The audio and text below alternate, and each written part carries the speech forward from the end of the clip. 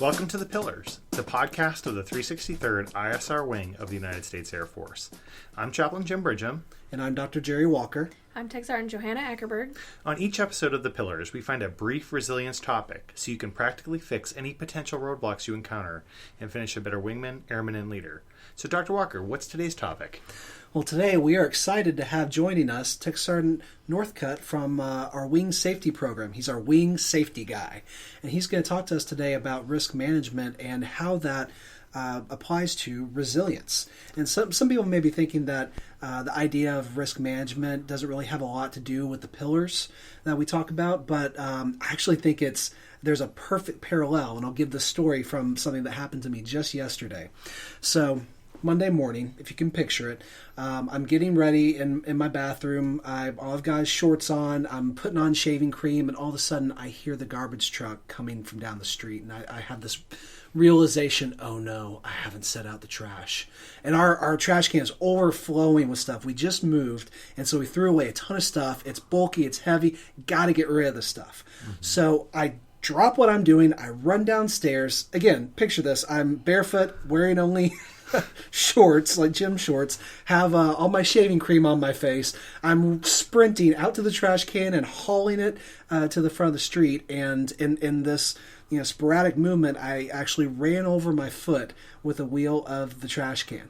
Now, it doesn't sound bad, but let me remind you, this was extremely heavy because all the stuff we'd thrown away. So I actually thought I might have broken my foot. I went to the ED later that day just to get x-rayed and make sure it checked out fine. I'm good. But for the rest of that day, I was limping. My foot throbbed and hurt inside my boot of my uniform. It soured my mood. So right there, that's physical pillar, the mental pillar. And I'm sure I probably wasn't reacting to other people the same way I might normally because I was in pain. Yeah. So let's not forget the spiritual pillar where you were cussing. I don't know if that is necessarily accurate, but if I just applied good risk management principles, then I would have found myself in that situation. So Sergeant Northcutt here is going to talk to us about how we can be better risk managers and how that maps on precisely to resilience. All right, I think the purpose is to first define what is risk management. Okay. Risk management is simply a decision-making tool, is identifying problems or hazards before they occur. Something as simple as driving home from work. What route are you going to take? Most people get in a habit of taking the same route over and over. Mm-hmm. With this Virginia traffic here, I get in a habit of checking my maps on my phone and saying, okay, the interstate's closed off because too many people are trying to use the interstate. I'm going to take the back roads.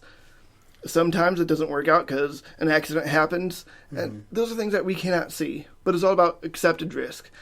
And risk acceptance is another part of risk management.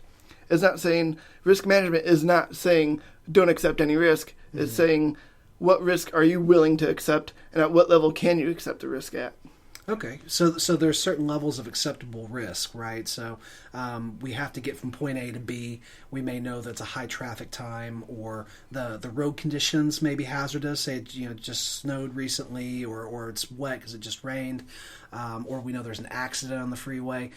We have to take that into consideration when we're determining what is an acceptable level of risk for that road. Let's say someone's training. We have a lot of folks who do endurance and significant athletic events, whether it's like a CrossFit type activity or training. I know in marathon training in the summer, it'll be a 3-4 hour run. Mm-hmm. So from a risk management standpoint, it's like, do I have adequate water? Do I have sun protection on? How far can I go before there's a degradation in my performance, and also to health? Like if you're out running 20 something miles and you don't have adequate water, well, there's a risk there. Would that fall into this category as well? It would. Yeah, and I think your equipment goes along with that too. So gear, skills, and plan, that check 3 motto. I think to give you a marathon example, a further dig, some people don't have the right shoes, or they've been wearing the same shoes for like 3 months, a year, and they're all worn down, not providing a lot of cushion, and they may not know this, but they're doing damage to their knees and to their ankles. Just from not having the right equipment. But it's that's not apparent initially, right? So it's over time you see those injuries kind of pop up because of it. So learning how to be resilient, especially and to apply this risk management toolkit, can help you, because most of our folks are going to keep pushing ahead. Like, we're all innovators. We push hard in this wing. So for instance, maybe you're a runner and you're doing 10Ks or a half marathon. Well, maybe your next goal is a 20K or full marathon, whatever it may be. You're going to keep pushing ahead. You need to make sure you're realizing what it takes to get to that next level. And that's the first step, is realizing the hazards, assessing the hazards, identifying the hazards, and then you assess the hazards to see what's going to happen if something goes wrong. Let's take running out of water, for example. You're training for a full marathon, and you run out of water halfway through the training. What are your options? You can either keep training and risk becoming dehydrated, or you can stop your training and realize that you need to go get some more water, and maybe pick up that training after you get some more water. What's going to be the best course of action? Sure, you may not get the run time you're looking for. However, you'll be finishing your workout with a full tank of water in you. And that's something to consider, because most of us will just power through. We'll say, well, I'm out of water, but there's only 12 more miles. And that does result in some significant injury. And that's not just in physical. We're kind of aiming in that area, but this happens in all areas of our life. Maybe you're really tired. You've worked 14 hours and you think, I'll just keep pushing through on something that isn't time sensitive. We're not talking the ops floor or anything. And you say, but it starts putting that mental stress. And just like running with bad shoes, it's that with our minds. Like, over time, that does cause could cause long-term issues if you keep pushing those 16, 17-hour days. Again, on emergency issues. Just want to be clear. If there's something in your ops floor and you have to work those long days, we've all done it, but sometimes people will stay just to stay to work on projects thinking it'll help, but it does have long-term effects. Absolutely.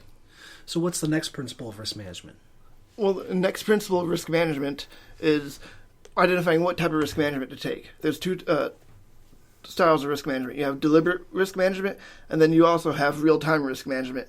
Deliberate risk management is focusing on, okay, I'm going to go on a long-distance travel. Say it's the holidays are coming up, and we are going to be, a lot of people are traveling. I myself refuse to fly on the holidays. Okay. So let's say I want to go visit my family who live in Missouri during Christmas.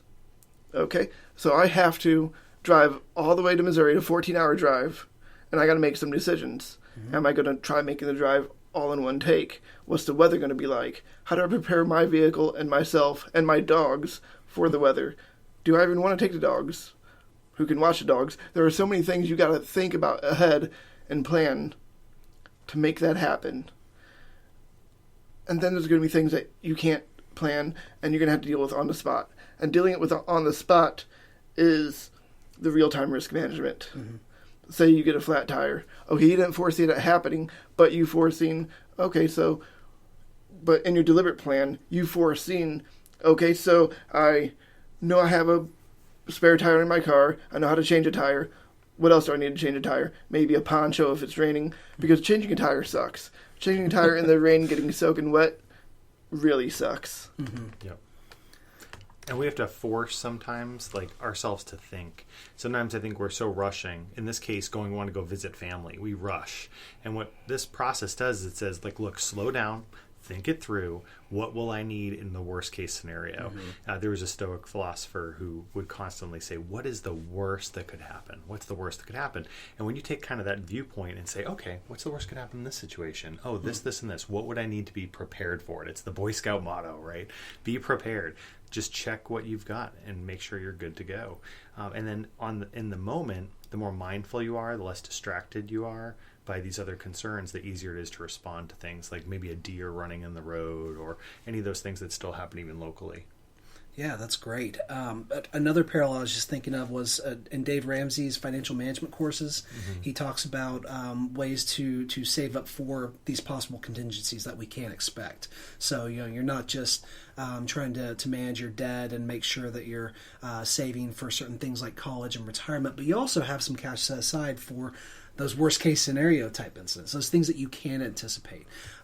But if we're demonstrating good risk management, then we are trying to plan as much as possible for the rainy day, right? Murphy. The what ifs. Yeah. That's right. So what's the next risk management principle? Okay, so we talked about the lessons.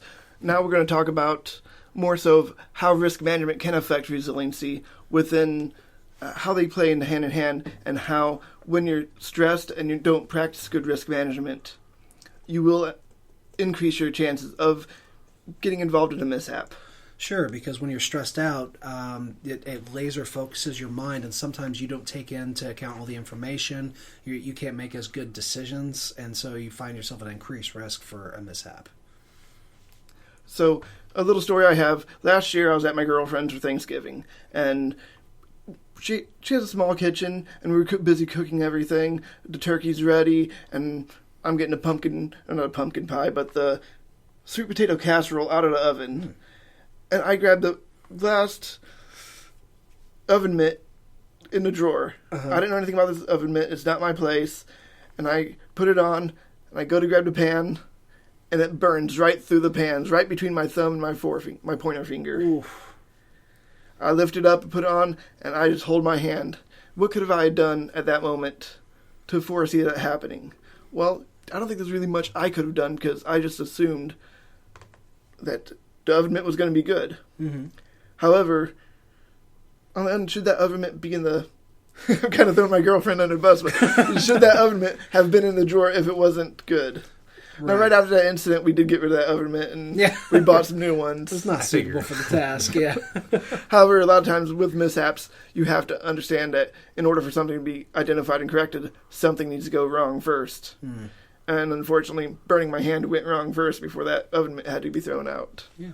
That brings up a good point, is that there are lessons to be learned from these mishaps that occur.